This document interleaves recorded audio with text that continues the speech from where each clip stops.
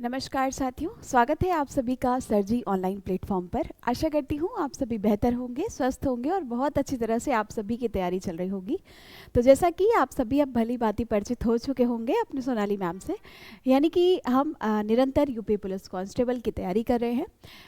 हर दिन एक नए वीडियो के साथ कुछ नया सीखने को मिलता है, यानी कि मैं ये कहूँगी कि हर विषय, ना सिर्फ हिंदी बल्कि हर विषय आपके लिए उतना ही ज़्यादा महत्वपूर्ण है।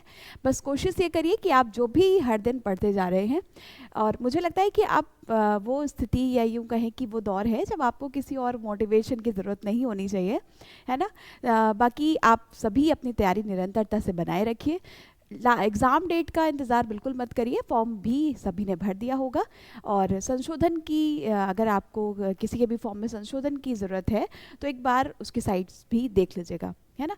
तो चलिए शुरू करते हैं अपने आज के सेशन को, आज की क्लास को, आज के वीडियो को। क्लास को शेयर करना, जो नए आए हैं चैनल को फटाफट से सब्सक्राइब कर लीजिएगा। यकीन मानिए कि यूपी पुलिस कांस्टेबल के लिए आपको संपूर्ण सिलेबस सर जी ऑनलाइन प्लेटफॉर्म पर मिलने वाला है, और मैं यानी कि आपको हिंदी पढ़ाने वाली हूँ। हिंदी विषय में आपको कोई भी परेशानी, कोई भी समस्या नहीं होने वाली है। तो चलिए बढ़ते हैं आगे। और जैसा कि आप सभी जानते हैं कि हम अपना पहला पॉइंट यानी कि पहला टॉपिक वर्णमाला का कर चुके हैं कंप्लीट, और आज के सेशन में हम अपने संज्ञा के भाग 2 को करेंगे, यानी कि पहला पार्ट संज्ञा का हम कंप्लीट कर चुके हैं, जिसमें हमने संज्ञा की परिभाषा, संज्ञा कैसा शब्द है, क्या वाकई किसी भी व्यक्ति, वस्तु, प्राणी, स्थान या भाव के नाम को संज्ञा कहते हैं। ये परिभाषा तो हम बहुत पहले से पढ़ते हुए चले आ रहे हैं, लेकिन अंतर क्या है, मतलब जो देखा जाए तो संज्ञा, सर्वनाम, ये सारे टॉपिक लगभग कक्षा 2 या 3 से आपको पढ़ाए जाने लगते हैं, लेकिन अब प्रतियोगी परीक्षा में भी आपको वही टॉपिक पढ़ने पड़ रहे हैं। इसका मतलब प्रश्नों के लेवल में जमीन आसमान का अंतर है। तो आखिर बात की जाए किस तरह से प्रश्न संज्ञा के टॉपिक से आपसे पूछे जा सकते हैं और कैसे प्रश्न हैं जो कि विगत वर्षों में पूछे गए हैं। एक एक टॉपिक कंप्लीट होने के बाद हम उस टॉपिक का कंप्लीट रिवीजन करते हैं एमसीक्यूज के साथ। जो बच्चे डेली क्लास लेते हैं वो बेहतर तरीके से जानते होंगे। तो क्लास को जिन भी बच्चों ने लाइक नहीं किया है फटाफट से एक बार लाइक कर दीजिए। चलिए बढ़ते हैं आगे। तो बात की जाए संज्ञा की, और अब तक तो आप सभी मैम का पढ़ाने का तरीका, है ना, और बहुत सारी चीज़ें जान चुके होंगे। तो आगे बढ़ने से पहले ज़रूरी है कि हम अपना क्विक रिवीजन करें। रिवीजन यानी कि जो भी हमने अपने पिछले पार्ट में पढ़ा हुआ है, पिछले वीडियो में आपने जो भी पढ़ा, आखिर जांचना ज़रूरी है कि आखिर आपको कितना याद है भी या नहीं। तो चलिए, बात आती है जब रिवीजन की, तो सबसे पहला प्रश्न आप सभी के सामने ये है। परिभाषा की बात की जाए तो आप सभी बेहतर तरीके से परिचित होंगे और जानते भी होंगे कि मैम हमें बहुत अच्छी तरह से पता है किसी भी व्यक्ति, वस्तु, प्राणी, स्थान या भाव के नाम को संज्ञा कहते हैं। कोशिश यही करिए कि आप जितना भी पढ़ रहे हैं बस उसको रिवाइज करते रहिए, है ना। बहुत सारी नई चीज़ें ना पढ़कर जितना भी आप एक सीमित पाठ्यक्रम पढ़ रहे हैं उसको कई बार रिवाइज करने की कोशिश करिए, और यही आपके सफलता की कुंजी होती है, ठीक है। चलिए, तो अगर मैं आपसे पूछूं कि संज्ञा कैसा शब्द है, संज्ञा एक डैश शब्द है। अब यही प्रश्न आपसे हूबहू एग्जाम में पूछा जा सकता है, और ऑप्शंस भी दिए होंगे। यहाँ पर मैं आपको ऑप्शन नहीं दे रही हूँ, वैसे एग्जाम में आपको ऑप्शन दिए जाएंगे कि विकारी है, अविकारी है, दोनों है या इनमें से कोई नहीं। तो जवाब दीजिए फटाफट से। और जिसने भी पिछला वीडियो देखा होगा उसको तो कोई डाउट, कोई समस्या, कोई भी परेशानी नहीं होगी। अगले पॉइंट में बात की जाए कि संज्ञा के कुल भेद कितने हैं, संज्ञा के कुल भेदों की संख्या कितनी है, और संज्ञा के मुख्य भेद कितने हैं। संज्ञा के मुख्य भेद कितने हैं, मुख्य भेद कितने हैं, ठीक है, क्लियर। बताइए, इतनी बात में किसी को कोई डाउट, समस्या? अगर नहीं है तो फटाफट से इन तीनों प्रश्नों के उत्तर दीजिए, और फिर बढ़ते हैं हम आगे अपने आज के सेशन की तरफ। बताइए बताइए जल्दी से।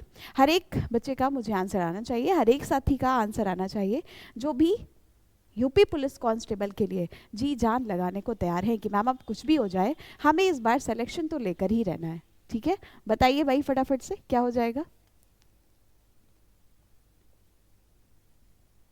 चलिए, तो आप सभी के आंसर भी आना शुरू हो गए हैं, और आपको बेहतर तरीके से बताया था पिछले वीडियो में कि संज्ञा एक विकारी शब्द है।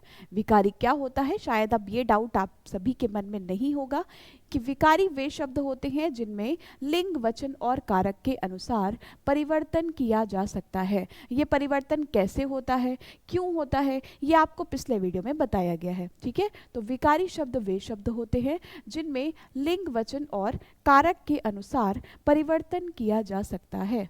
लिंग, वचन और कारक के अनुसार परिवर्तन किया जा सकता है, वो कहलाते हैं विकारी शब्द। ना सिर्फ संज्ञा बल्कि संज्ञा के साथ साथ अभी आगे जो आप टॉपिक पढ़ेंगे यानी कि सर्वनाम, क्रिया और विशेषण,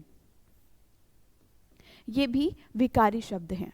ठीक है, जबकि अव्यय जो हैं वो पूर्णतया अविकारी होते हैं जिनमें लिंग, वचन और कारक के अनुसार परिवर्तन नहीं किया जा सकता है। ठीक है जी, जबकि संज्ञा के कुल भेदों की बात करें तो हो जाते हैं 5, लेकिन अगर यहाँ पर आपसे मुख्य भेद पूछा है तो आपका आंसर 5 नहीं बल्कि सिर्फ और सिर्फ होना चाहिए 3।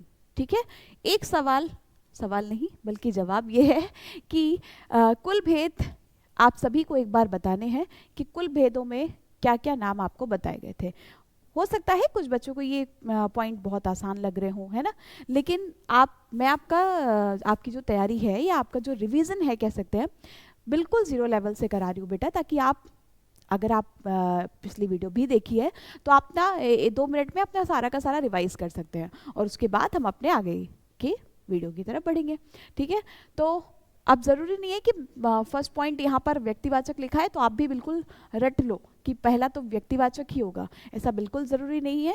क्रम ज़रूरी नहीं होता है, सिर्फ और सिर्फ आपको याद होना चाहिए कि हाँ, संज्ञा है तो कितने भेद होंगे, सर्वनाम है तो कितने होंगे, क्रिया है तो क्रिया के मुख्य कितने होंगे और अन्य कितने होंगे, विशेषण में कितने भेद होते हैं, अव्यय के कितने भेद होते हैं। तो ये सारे पॉइंट्स आपके फिंगर टिप पे होने चाहिए और ये होंगे इसी रिविजन वाली स्लाइड से। ठीक है, तो आपको तो अपना रिवीजन करना ही है, साथ ही साथ अगले वीडियो की तरफ बढ़ने से पहले मैम भी आपका कंप्लीट रिवीजन कराकर ही आगे बढ़ती है। ठीक है जी, व्यक्तिवाचक संज्ञा, और एक कमी दिखाई दे रही है, बस आप लोग कमेंट नहीं करते हो। यानी कि जैसी भी क्लास होती है, क्लास के बाद कम से कम हर एक बच्चा एक कमेंट करके ज़रूर बताया करिए कि क्लास आपको कैसी लगी। हाँ, अगर आप कोई संशोधन चाहते हैं तो वो भी ज़रूर बताया करिए।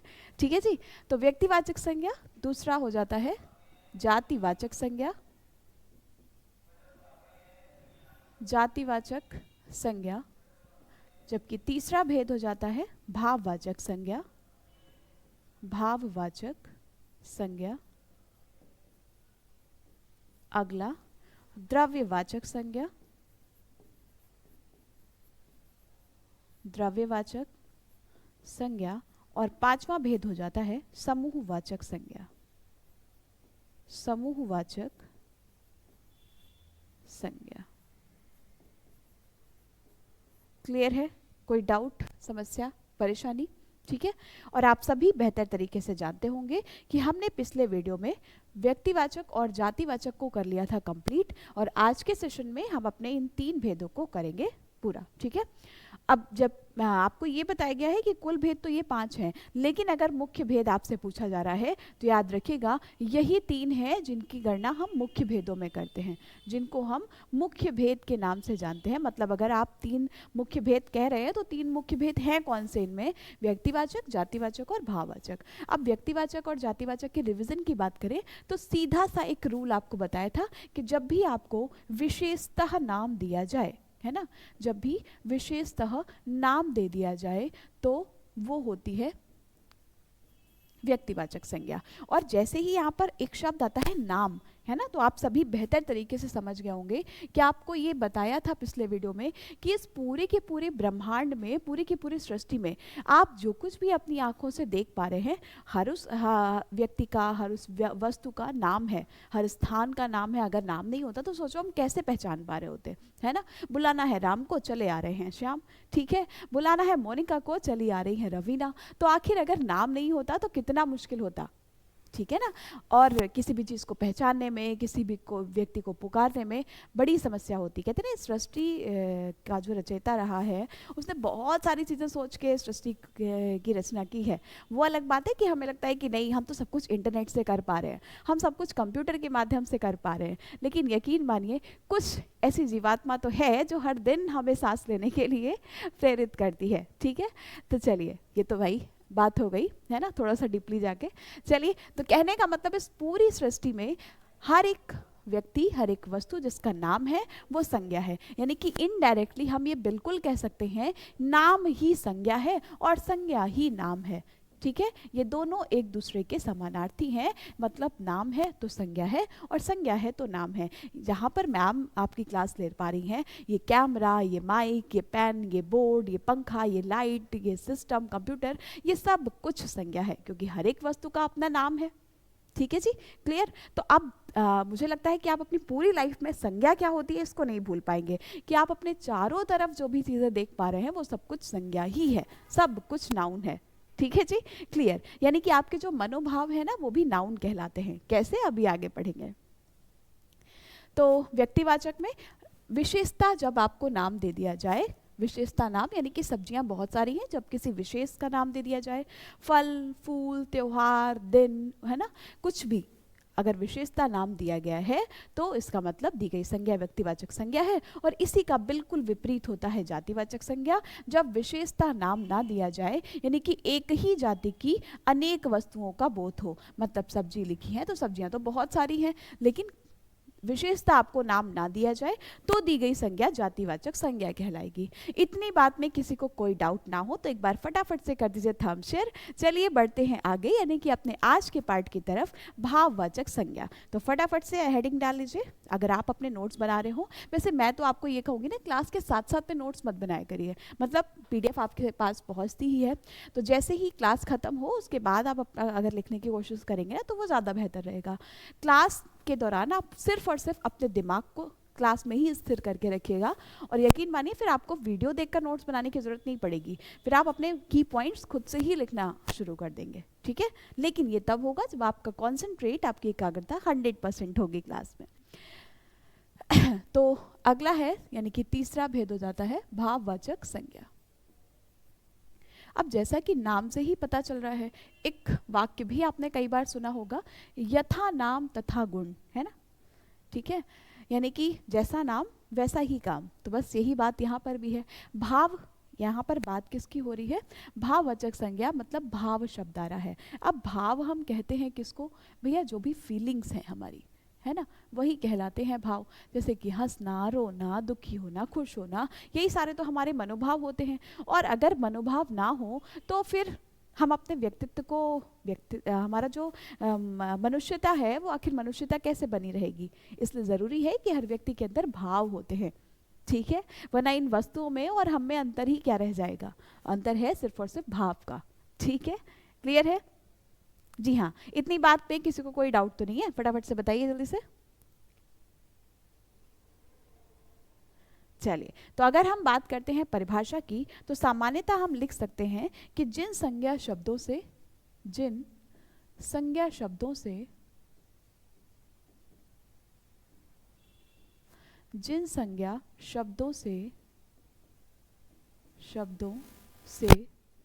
किसी व्यक्ति के, जिन संज्ञा शब्दों से किसी व्यक्ति के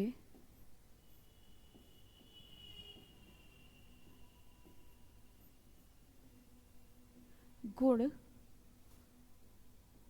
और दशा का बोध होता है, गुण, दशा, या फिर यूं कहें स्थिति का, है ना,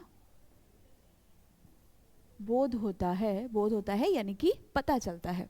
ठीक है, स्थिति का बोध होता है,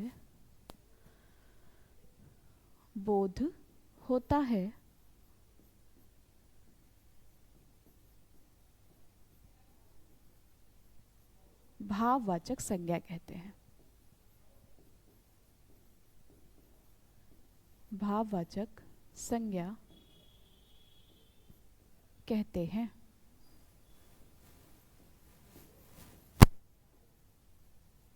ठीक, क्लियर है। परिभाषा में तो कोई डाउट होगा नहीं, यानी कि जिन संज्ञा शब्दों से किसी भी व्यक्ति के गुण, दशा या स्थिति का बोध होता है वो कहलाती है भाववाचक संज्ञा। अब जो हमारा मेन मुद्दा है वो है उदाहरण। जी हाँ, और आप भी बिल्कुल सही सोच रहे हैं कि ज़्यादा से ज़्यादा विगत वर्षों के अगर आपने प्रश्न पत्र देखे होंगे तो सिर्फ और सिर्फ मुद्दा होता है उदाहरण। यानी कि जितने ज़्यादा, अभी तो ये हम अपना कह सकते हैं कि संज्ञा, सर्वनाम, क्रिया, विशेषण, ये सारे पार्ट पढ़ रहे हैं। इसके बाद जब हम आगे बढ़ेंगे यानी कि अपने शब्दावली के भाग पर, शब्दावली जैसे कि आप अंग्रेजी में अपना वोकैबुलरी पढ़ते हैं, वोकैब सेक्शन, है ना, ऐसे ही जब आप हिंदी में पढ़ेंगे तो चाहे वो पर्यायवाची हो, विलोम शब्द हो, समानार्थी हो, वाक्यांश के लिए एक शब्द हो, ठीक है, अनेकार्थी शब्द हो, इन सभी का अगर आपसे कोई ये कह दे, वैसे तो कई बार आप इन शॉर्ट वीडियोस में, यूट्यूब के वीडियोस में आ जाते हैं कि बस ये 100 पर्यायवाची रट लो, एग्जाम में फंस जाएगा, ठीक है, और आप उसी वीडियो को न जाने कितनी बार देखते हैं और शायद ऐसे ही वीडियोस को ढूंढते रहते हैं। अगर मैं एक वास्तविकता बताऊं तो पर्यायवाची यानी कि जितना भी वोकैबुलरी सेक्शन है ना, कोई था नहीं है कि आप 500 आपने रट लिए तो एग्जैक्टली एग्जाम में फंस ही जाना है। तो बस ये निर्भर करता है कि आपने कितनी ज़्यादा प्रैक्टिस की है, कितने ज़्यादा शब्द आपकी आंखों से होकर गुजरे हैं, क्योंकि वहाँ पर आपको पूरा पूरा आंसर नहीं लिखना होता, वहाँ पर सिर्फ और सिर्फ आपको ऑप्शंस क्लिक करना होता है, और वो ऑप्शन आपके माइंड में तुरंत क्लिक कर जाते हैं जब वो एक भी बार आपने पढ़े हुए होते हैं, ठीक है। हाँ, तो बिल्कुल अब ऐसे तरह तरह के ट्रिकी वीडियोस को ढूंढना बंद करिए और अपना आधार मजबूत करिए। मैं अभी भी आप सबसे कह रही हूँ कि आप सबके पास पर्याप्त समय है। जो बच्चे ये सोचकर डर रहे हो कि मैम अब तो टाइम बहुत कम बचा है, समय है, पर्याप्त समय है, लेकिन हाँ ये भी नहीं कहूँगी कि समय बहुत ज़्यादा है तो आप दिन में बस 2 घंटे भी पढ़ लो तो काफ़ी है, ऐसा बिल्कुल नहीं है। प्रतिस्पर्धा का ये दौर आप सब बहुत अच्छी तरह से जानते हैं, ठीक है। चलिए, तो यहाँ तक क्लियर है सभी को? बताइए बताइए फटाफट से। हाँ बिल्कुल, जो बच्चे नए आए हैं चैनल को फटाफट से ज़रूर सब्सक्राइब कर लेंगे। चलिए, तो जैसे हम उदाहरण लिखते हैं, सुंदरता, सुंदरता, इससे एक मुझे पॉइंट और भी याद आ गया है, पहले इसको देखते हैं फिर बताते हैं। जैसे शब्द होता है कुशाग्रता, कुशाग्रता, है ना। शब्द होता है बुद्धिमता, बुद्धिमता, है ना। शब्द होता है बचपन, अब तक का सबसे ज्यादा बार पूछा जाने वाला उदाहरण, है ना। बुढ़ापा, बीमारी, बुढ़ापा, बीमारी, मिठास, कड़वाहट।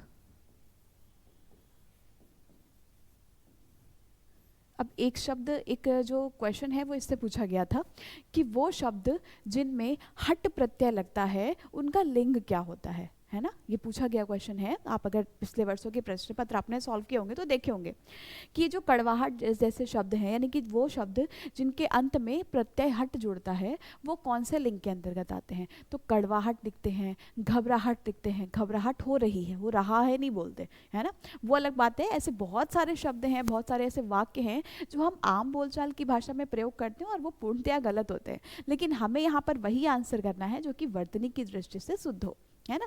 हालांकि अभी जो वर्तनी शुद्ध है, चाहे वो शब्दों की हो या वाक्यों की हो, वो आपको पूरी तरह से मैम पढ़ा देंगी, प्रैक्टिस भी हो जाएगी आपकी ये, लेकिन ये छोटी छोटी बातें आपको याद रखते हुए चलना है, ठीक है। कड़वाहट है, घबराहट है, घबराहट, ममता,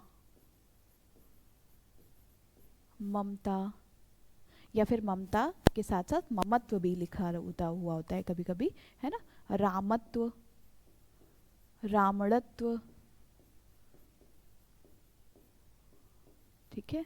अपनापन, क्या हो जाता है, अपनापन, ठीक है। ये सभी शब्द भाववाचक संज्ञा के ही उदाहरण होते हैं। मैं सिर्फ और सिर्फ इतने शब्दों की ही बात नहीं कर रही हूँ, अभी और भी पॉइंट्स देखेंगे हम। पहले बताते जाइए कि इतने पॉइंट्स में किसी को कोई डाउट, कोई समस्या, परेशानी तो नहीं है।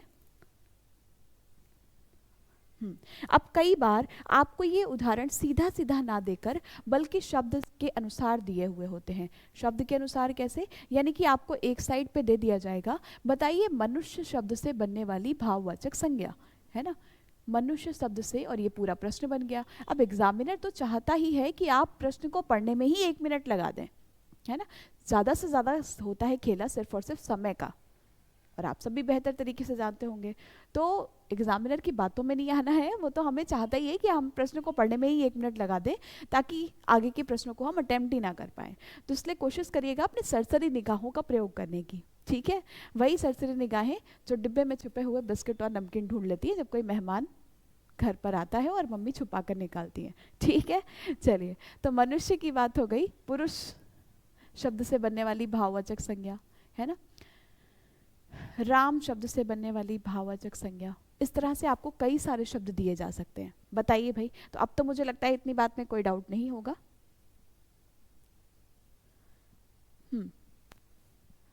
शब्द हो सकता है जैसे लड़का, नारी, बूढ़ा, बूढ़ा, ठीक है।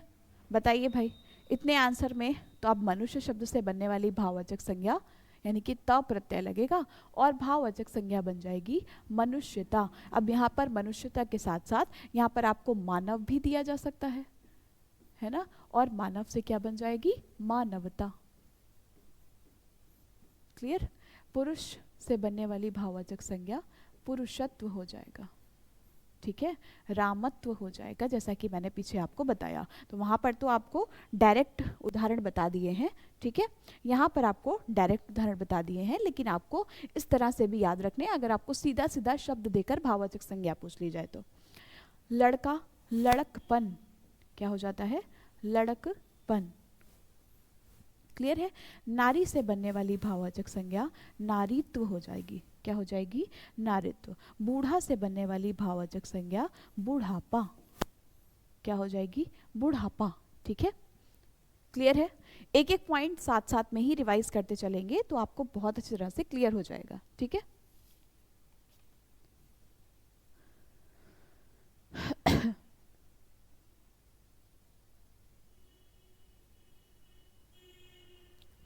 बिल्कुल, और भी उदाहरण हो सकते हैं, जैसे कि शब्द लिखा हुआ होता है कठोर,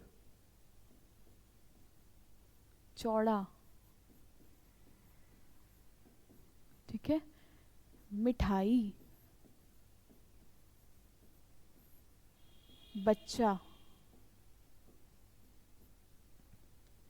ठीक है। जिनको आंसर पता हो वो पहले ही अपने आंसर देते जाएंगे कमेंट में, ताकि मुझे भी पता चलता रहे कि आखिर आपकी तैयारी चल कहाँ तक रही है, ठीक है।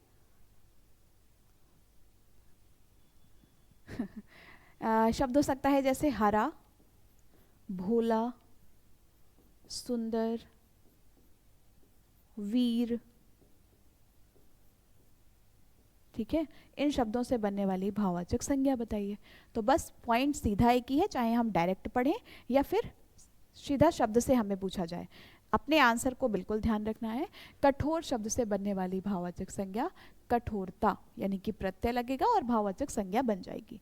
चौड़ा शब्द से बनने वाली भाववाचक संज्ञा चौड़ाई, क्या हो जाएगा, ऐसे ही जैसे कि ऊंचा से ऊंचाई, है ना। अगर ऊंचा शब्द दे दिया जाए तो ऊंचाई हो जाएगा, क्या हो जाएगा, ऊंचाई। क्लियर। मिठाई यानी कि इससे बनने वाली भाव, अब गलती से भी, है ना, मिठाई शब्द में आप भाववाचक संज्ञा मत लगा दीजिएगा, ठीक है। ये कैसी संज्ञा होती है, मिठाई तो भैया कई तरह की होती है, इसका मतलब ये जातिवाचक संज्ञा होगी, ना कि भाववाचक। बस यही छोटी छोटी गलतियों से आपको बचना है और मेरिट तक जाना है, अपनी फाइनल मेरिट तक, ठीक है। तो मिठाई शब्द से बनने वाली जो संज्ञा है वो भाववाचक हो जाएगी, मिठास, ठीक है।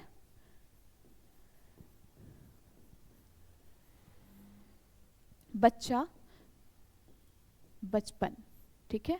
हरा से हरियाली, क्या हो जाएगा, हरियाली। सीधा सीधा पूछा जा सकता है कि बताइए हरियाली शब्द में भाववाचक संज्ञा है, व्यक्तिवाचक है, जातिवाचक है, या इनमें से कोई नहीं है, ठीक है। भोलापन, बिल्कुल वैसे ही जैसे कि अपनापन, ठीक है। सुंदरता, हाँ, अभी मैंने आपसे कहा था कि एक पॉइंट बताना है।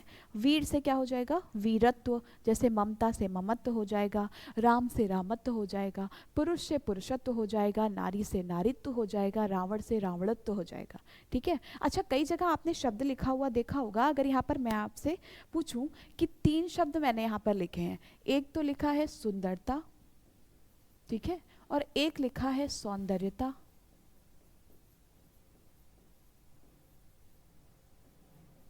ठीक है, और एक लिखा है सौंदर्य। क्या लिखा हुआ है? सौंदर्य। तो इनमें से क्या कोई शब्द सही है या तीनों के तीनों शब्द गलत हैं? बताइए जरा, क्या लग रहा है आपको? कुछ समझ आ रहा है? तो विशेष ध्यान दीजिएगा, ठीक है। सौंदर्य शब्द हमेशा प्रयोग होता है, जबकि अगर सौंदर्य के साथ ता जुड़ा हुआ है इसका मतलब ये पूरा का पूरा शब्द गलत माना जाएगा। जबकि अगर सुंदरता शब्द है बिल्कुल सही है। सौंदर्य शब्द में कभी भी प्रत्यय नहीं लगाते हैं, इसका मतलब सौंदर्य शब्द भी सही हो जाएगा। लेकिन अगर सौंदर्यता लिखा है तो इसका कोई अर्थ नहीं है, ये शब्द पूर्णतया गलत माना जाएगा।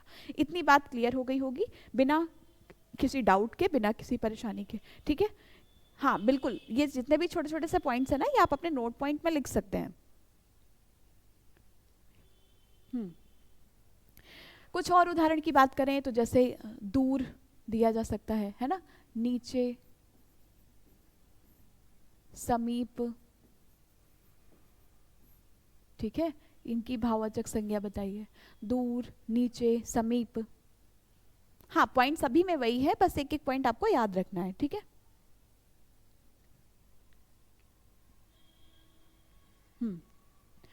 जैसे शब्द हो सकता है निकट, खेलना, पढ़ना। अब खेलना पढ़ना ये तो वर्क यानी कि काम है और ये क्रिया हो जाएगी, लेकिन यहाँ पर हमें भाववाचक संज्ञा बनानी है। तो भाववाचक संज्ञा बनाने के लिए दूर से क्या हो जाएगा? दूरी, बिल्कुल वैसे ही जैसे कि ऊंचा से ऊंचाई, है ना। नीचे से निचाई, ठीक है। सामीप्य, क्लियर। निकटता या निकटतम भी कह सकते हैं, ठीक है। खेलना से खेल शब्द भाववाचक संज्ञा है, ठीक है। पढ़ना से पढ़ाई शब्द भाववाचक संज्ञा है। लिखना से लिखाई शब्द भाववाचक संज्ञा है, ठीक है। लिखना से लिखाई शब्द जो है ये भाववाचक संज्ञा है। तो गलती से भी लिखना शब्द अगर आ जाए और आपने सीधा कर दिया भाववाचक संज्ञा, नहीं, बल्कि ये सब क्या है? क्रिया है, और हमें बनानी है भाववाचक संज्ञा। बताइए भाई, तीसरा भेद यहाँ से आपका हुआ कंप्लीट। जितने भी उदाहरण बताए हैं उसमें आपको कोई डाउट, कोई प्रॉब्लम हो तो पूछिए। बिल्कुल बेटा, आपकी जितनी भी जो भी बात है ना, वो मुझे सिर्फ और सिर्फ पता चलती है आपके कमेंट से, आपके लाइक से। और अगर वही नहीं होगा तो बताइए हमारी डबल कॉन्वर्सेशन कैसे हो पाएगी, है ना। और पिछले कुछ दिनों में मैंने देखा है कि आप सभी के कमेंट कम आ रहे हैं, तो इसलिए कोशिश किया करिए, जो बच्चे नए हो चैनल को सब्सक्राइब कर लीजिए, ताकि आगे आने वाली जो भी क्लासेस हैं उनका नोटिफिकेशन आप तक पहुंच पाए। और अगर आप कोई संशोधन चाहते हैं या कोई और तरीका चाहते हैं, है ना, क्लास कैसी लगी, ये सब कमेंट में ज़रूर बताया करिए, जिससे पता चलेगा कि आखिर आपको सारी चीज़ें बेहतर तरीके से समझ आ भी रही है या नहीं। क्लियर है? तो चलिए बढ़ते हैं आगे अपने चौथे भेद की तरफ, यानी कि द्रव्यवाचक संज्ञा। अब जैसा कि नाम से ही पता चल रहा है, द्रव्यवाचक संज्ञा, जिसको आप अंग्रेजी में कहते हैं, क्या कहते हैं? मैटेरियल नाउन, ठीक है। बताइए, यही कहते हैं ना अंग्रेजी में? जी हाँ, द्रव्यवाचक संज्ञा। तो हम लिख सकते हैं कि जिन संज्ञा शब्दों से परिभाषा भी जरूरी है ना। जिन संज्ञा शब्दों से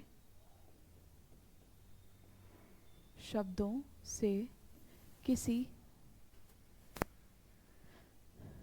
ऐसे पदार्थ का बोध होता है, किसी ऐसे पदार्थ का बोध होता है, बोध होता है, जिसे हम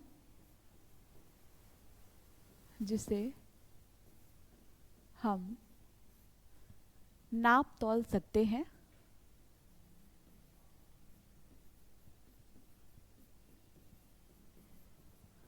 नाप तौल सकते हैं,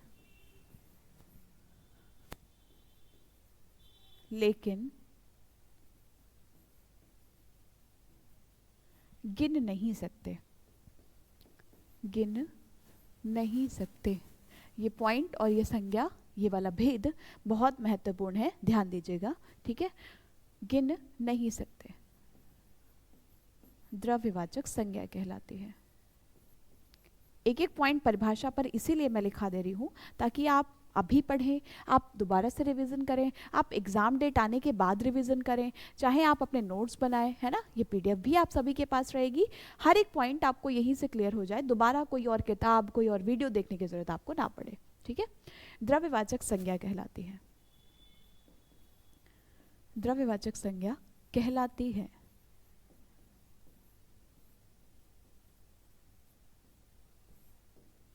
क्लियर?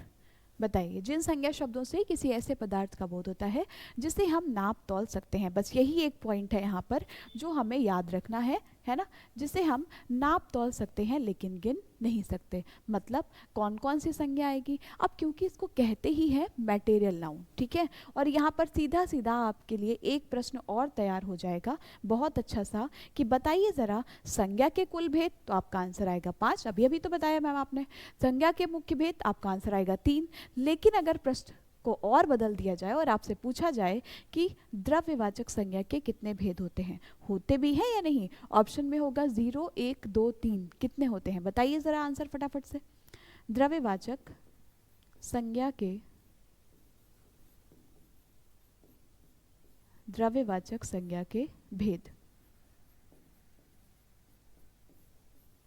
ठीक है, बताइए जरा फटाफट से। तो ध्यान रखिएगा, द्रव्यवाचक संज्ञा के भेदों की जब भी बात करें, द्रव्यवाचक संज्ञा के 0 नहीं, 1 नहीं, बल्कि 2 भेद होते हैं। जी हाँ, बिल्कुल सही बात पहचानी आपने। द्रव्यवाचक संज्ञा के 2 भेद होते हैं, जिसमें कि पहला भेद हो जाता है, 2 भेदों में पहला भेद हो जाता है कौन सा? आपका पदार्थवाचक द्रव्यवाचक संज्ञा, पदार्थवाचक द्रव्यवाचक संज्ञा।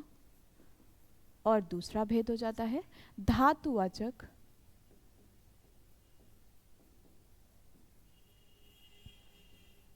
द्रव्यवाचक संज्ञा।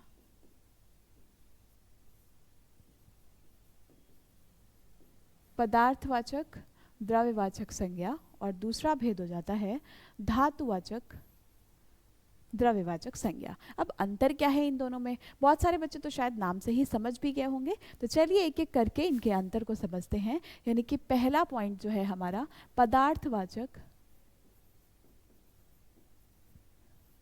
द्रव्यवाचक संज्ञा।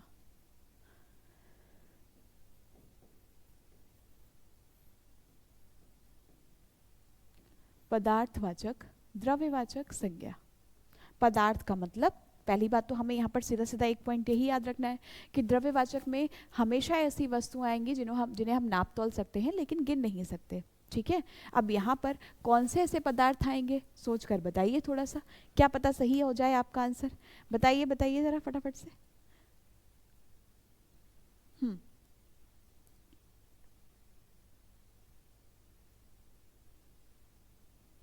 ठीक है, तो जैसे ही नाम आता है द्रव्य का, आप सभी के दिमाग में एक पॉइंट तो आ गया होगा कि मैम लिक्विड्स होता है इसका मतलब, है ना, यानी कि तरल पदार्थ कह सकते हैं। तो विशेष ध्यान रखिएगा, पदार्थवाचक द्रव्यवाचक संज्ञा में वे पदार्थ आते हैं जो लिक्विड होते हैं, यानी कि कह सकते हैं तरल पदार्थ होते हैं। अब पदार्थवाचक में कौन कौन से उदाहरण हो जाएंगे मैम? तो पदार्थवाचक में जैसे दूध, है ना, तेल, पानी। अब इन सबको आप ये मत कहना कि मैम पानी की बोतल होती है, गिन तो सकते हैं कि 1, 2, 3 बोतल हैं, तो हम बोतल को गिन रहे हैं, ना कि हम पानी को गिन रहे हैं, बल्कि पानी को हम नापते और तौलते हैं। क्लियर है? बात समझ में आ रही है मेरी? तो इसमें वे पदार्थ आते हैं जिन्हें हम नाप तौल सकते हैं लेकिन गिन नहीं सकते। जूस, घी, दही, ठीक है। तो वे सारे के सारे शब्द जिन्हें हम नाप तौल सकते हैं लेकिन जो गिने नहीं जा सकते, पूर्णतया तरल अवस्था में होते हैं, वो सभी पदार्थवाचक द्रव्यवाचक संज्ञा के उदाहरण होते हैं। क्लियर है? कोई डाउट, समस्या? परफेक्ट, बिल्कुल सही। तो चलिए आते हैं अपने दूसरे पॉइंट की तरफ, है ना, दूसरे पॉइंट की तरफ। और हमारा दूसरा पॉइंट हो जाता है धातुवाचक संज्ञा। बस यहाँ पर तो बात ही की गई है धातुओं की, यानी कि मेटल्स, है ना। धातुवाचक द्रव्यवाचक संज्ञा।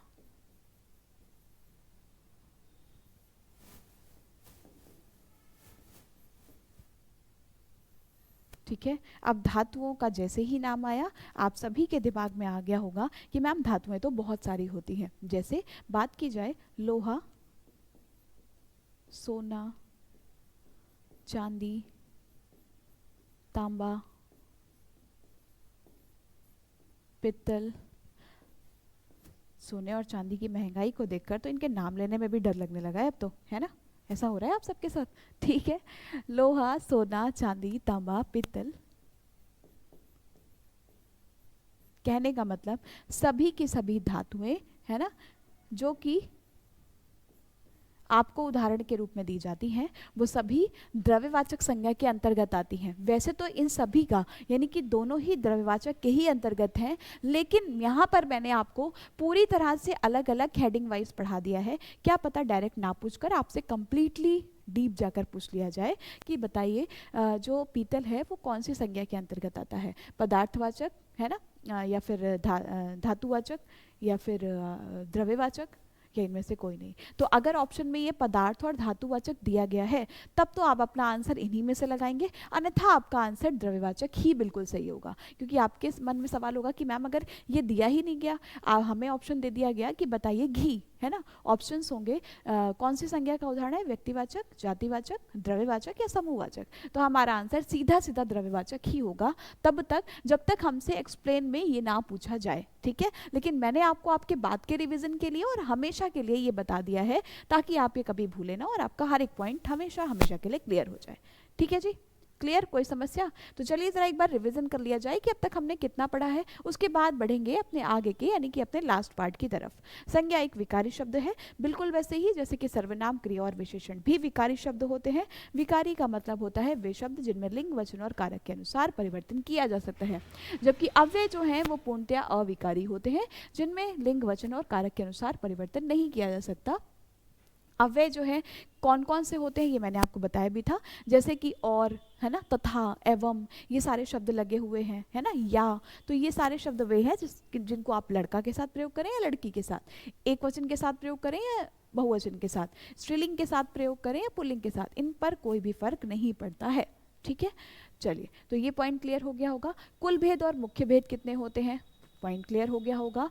भाववाचक संज्ञा में किस तरह से और कितनी तरह से डायरेक्ट भी आपसे उदाहरण पूछे जा सकते हैं और शब्द देकर सीधा सीधा उदाहरण आपसे बनवाया भी जा सकता है कि मानव शब्द से बनने वाली भाववाचक संज्ञा बताइए। ठीक है, बच्चा शब्द से बनने वाली भाववाचक संज्ञा बताइए। ठीक है, और इसीलिए मुख्य शब्द में रखा भी गया है इन सबको। ये सारे के सारे हो गए हमारे भाववाचक संज्ञा के उदाहरण।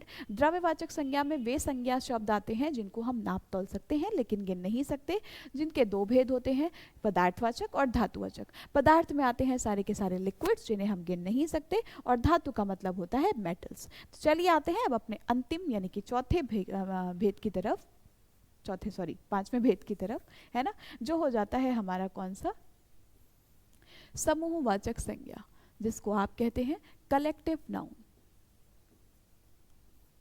समूहवाचक संज्ञा, क्लियर, बिल्कुल सरल, बिल्कुल आसान। समूहवाचक संज्ञा यानी कि बात हो रही है ग्रुप्स की, है ना, बताइए बताइए।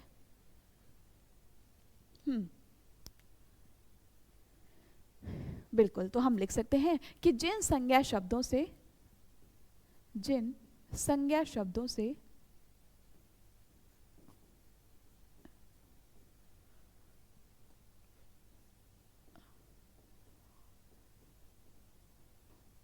एक ही जाति की, जिन संज्ञा शब्दों से एक ही जाति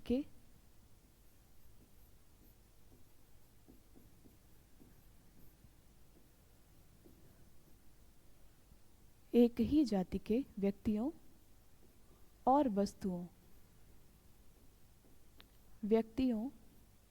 एवं वस्तुओं के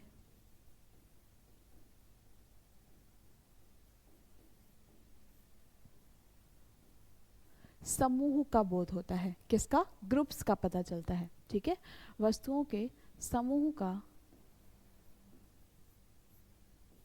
बोध होता है।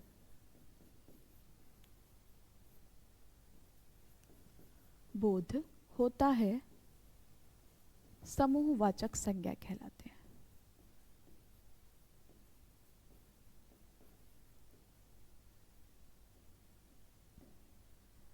समूहवाचक संज्ञा कहलाती है। अब समूहवाचक के उदाहरण बहुत सारे हैं, लेकिन हमेशा वो शब्द याद रखिएगा जो कि एक साथ हो, इकट्ठा हो, ग्रुप में हो। सामान्यतः विगत वर्षों में कौन से उदाहरण पूछे गए हैं समूहवाचक संज्ञा से? जैसे कि बात करते हैं हम दल, पुंज, ढेर, गुच्छा, वर्ग, ठीक है, गुच्छा, सेना, कक्षा, परिवार। परिवार भी भाई बहुत सारे लोगों से मिलकर बनता है ना, तो एक ग्रुप ही माना जाता है। ठीक है, दल, पुंज, ढेर, गुच्छा, सेना, कई सारे सैनिकों से मिलकर एक सेना तैयार होती है, सेना की टुकड़ी तैयार होती है। कक्षा, परिवार, भीड़, ठीक है, और हो सकता है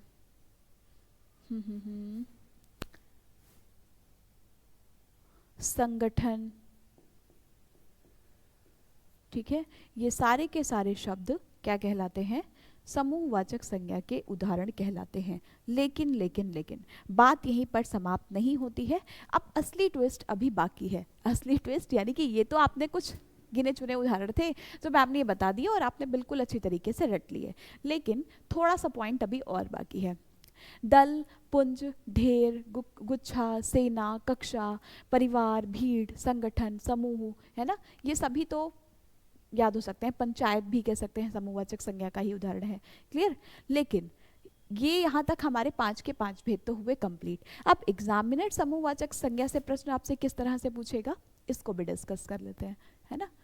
तो एक साइड यहाँ पर लिखे हुए होंगे शब्द, और सीधा सीधा जैसे आपको पहले पीछे बताया गया है ना कि शब्द देकर आपसे भाववाचक संज्ञा पूछी जा सकती है, ऐसे ही शब्द देकर आपसे समूहवाचक संज्ञा भी पूछी जा सकती है। तो देखते हैं कितने स्मार्ट स्टडी करने वाले हैं जो इन प्रश्नों के आंसर बिल्कुल सही देते हैं। भाई क्लास के बाद कमेंट करके जब आप बताते हैं ना, तो मुझे भी पता चलता है कि हाँ, बच्चों को तरीका समझ में आया पढ़ाने का, है ना, या फिर आपको जो भी जिस तरह से हम प्रैक्टिस करा रहे हैं एक टॉपिक खत्म होने के बाद, वो सारे पॉइंट्स आपको क्लियर हो रहे हैं। ठीक है, तो कमेंट जरूर किया करिए। समूहवाचक संज्ञा, तो ये आपका कह सकते हैं एक तरह से प्रैक्टिस भी हो जाएगी, मुझे पता चल जाएगा कि आखिर आपने अब तक की क्लास कितने ध्यान से पढ़ी है। ठीक है, चलिए, तो बात की जाए, एग्जामिनर आपको शब्द देगा, बताइए अधिकारी शब्द से बनने वाली समूहवाचक संज्ञा। यानी कि एक अधिकारी है तो आपका अधिकारी शब्द बिल्कुल सही होगा, लेकिन अगर अधिकारी बहुत सारे हैं तब उसका आंसर आप क्या लगाएंगे? ठीक है, अधिकारी शब्द से बनने वाली समूहवाचक संज्ञा। ठीक है, साथ ही साथ बात की जाए तो शिक्षक, बहुत सारे शिक्षक हैं तो क्या लगेगा? शिक्षक शब्द से बनने वाली समूहवाचक संज्ञा। नारी शब्द से बनने वाली समूहवाचक संज्ञा, शिशु शब्द से बनने वाली समूहवाचक संज्ञा। ठीक है, और हो सकता है दर्शक शब्द से बनने वाली समूहवाचक संज्ञा, श्रोता शब्द से बनने वाली समूहवाचक संज्ञा। वैसे ये सारे पॉइंट्स आप जब वचन का टॉपिक पढ़ते हैं ना, तो वचन में भी पढ़ेंगे हम, लेकिन ये पॉइंट्स जो हैं वो संज्ञा में भी पूछे जा सकते हैं, इसलिए हम इनको यहाँ भी डिस्कस करेंगे। ठीक है, बताइए ज़रा इनमें से कुछ के आंसर आपको समझ आ रहे हैं या नहीं आ रहे हैं? बताइए ज़रा मुझे फटाफट से।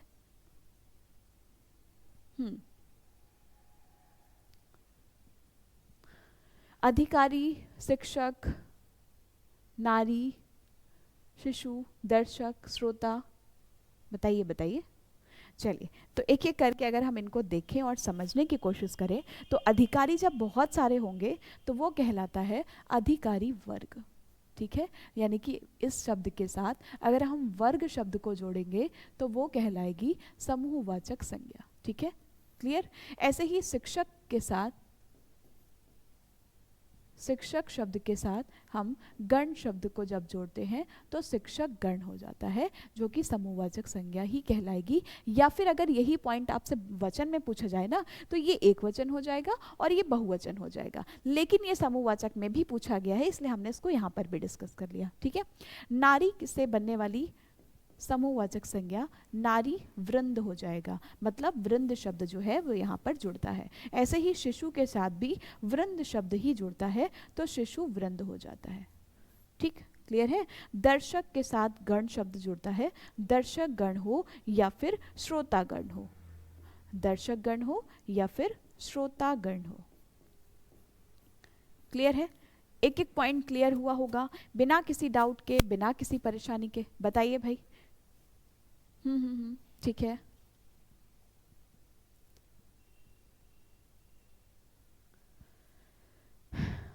परफेक्ट, बिल्कुल रिवीजन करेंगे, बिल्कुल करेंगे, है ना। यहाँ से हमारा संज्ञा का टॉपिक तो हुआ 100% कंप्लीट। ठीक है, तो अगर मैं आपसे पूछूं कि बताइए जरा समाचार, है ना, कैसी संज्ञा है? व्यक्तिवाचक है, जातिवाचक है, भाववाचक है, द्रव्यवाचक है या समूहवाचक है? एग्जामिनर तो आपको 4 ऑप्शन देते हैं, यहाँ पर मैम ने आपको 5 के 5 ऑप्शन दे दिए हैं। अब बताइए, समाचार सिर्फ इतना सा शब्द लिखा हो और आपसे पूछा जाए कि समाचार शब्द में संज्ञा का कौन सा भेद होगा, तो क्या आंसर आप सही करेंगे? बताइए जल्दी से, 5 के 5 ऑप्शंस में आपका कौन सा आंसर सही होगा?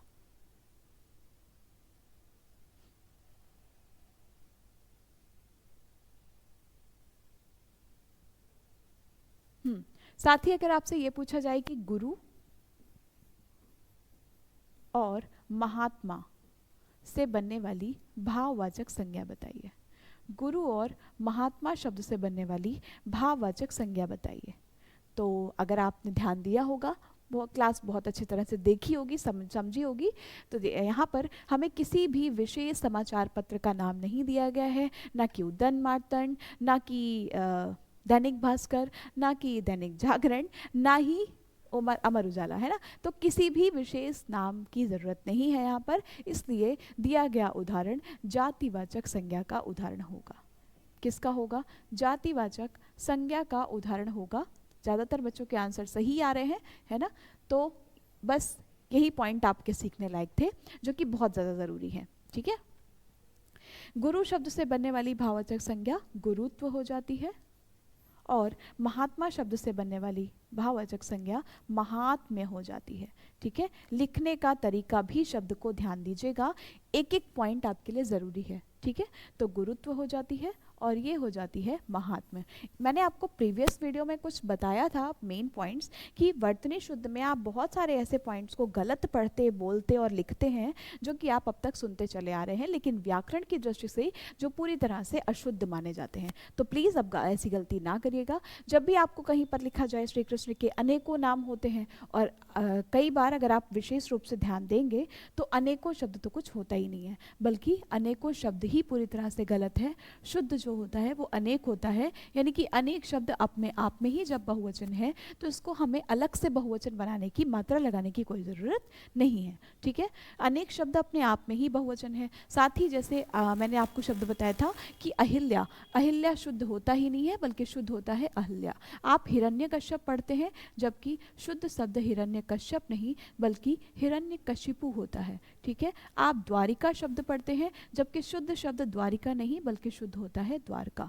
ठीक है, समझ में आ रही बात। तो ये बहुत सारे पॉइंट्स हैं जिनको हम वर्तनी शुद्ध में भी देखेंगे, लेकिन ये मैम के द्वारा बताए गए आपके लिए स्टार्ट पॉइंट हैं, जो कि हर वीडियो में आपको मिलते रहेंगे कुछ ना कुछ पॉइंट्स। ठीक है, जिनको आप अपने दिमाग में बैठा ले रखिए, और जब बार बार आप एक ही चीज़ की प्रैक्टिस करते हैं, सुनते हैं, बोलते हैं, लिखते हैं, तो वो चीज़ ऑटोमेटिकली आपके दिमाग में फीड हो जाती है, बैठ जाती है। वैसे ही जैसे कई सारे नंबर और कई सारी रील्स आपके दिमाग में सेव हो जाती है। ठीक है, तो आज के सेशन में हमने अपने संज्ञा के टॉपिक को कंप्लीट कर लिया है बहुत अच्छी तरह से। कोई भी डाउट, कोई प्रॉब्लम नहीं होगी। संज्ञा कैसा शब्द है, कुल भेद कितने हैं, मुख्य भेद कौन कौन से हैं, भाववाचक संज्ञा क्या होती है, भाववाचक संज्ञा से डायरेक्ट उदाहरण आपसे कैसे पूछे जा सकते हैं, या फिर शब्द देकर उदाहरण पूछे जाने का क्या तरीका होता है ना। द्रव्यवाचक संज्ञा के कितने भेद होते हैं, उदाहरण क्या होते हैं, द्रव्यवाचक संज्ञा को कितने भागों में बांटा गया है और उनसे संबंधित उदाहरण, साथ ही समूहवाचक संज्ञा क्या होती है और उससे बनने वाले उदाहरण। एक एक पॉइंट हमने समझा है और आशा करती हूँ आपको आज का वीडियो बहुत अच्छी तरह से समझ में भी आया होगा। अब अगले वीडियो में हम करेंगे प्रैक्टिस। जी हाँ, प्रैक्टिस यानी कि जो टॉपिक मतलब संज्ञा का टॉपिक हमने किया है पूरा, और संज्ञा से संबंधित जितने भी एमसीक्यूज होंगे उनको हम अगली क्लास में करेंगे कंप्लीट, जिससे कि आपका एक एक टॉपिक क्लियर होता जाए। साथ ही उस टॉपिक से आपसे विगत वर्षों में या आने वाले जो एग्जाम है उसमें किस तरह से प्रश्न पूछे जा सकता है, इसकी प्रैक्टिस हो जाए। तो आज का सेशन, आज का वीडियो यहीं तक रखते हैं। मिलते हैं आपसे अगली क्लास में एमसीक्यूज के साथ, जिससे कि आप अच्छी तरह से अपना रिवीजन करके ज़रूर आइएगा। Thank you so much, bye bye, take care. Class कैसी लगी कमेंट करके ज़रूर बताया करिए। जो बच्चे नए आए हो सकता है आप मैम को पहले से भी जानते हो, ठीक है, तो चैनल को ज़रूर सब्सक्राइब कर लीजिएगा, क्लास को लाइक कर दीजिएगा। Thank you so much.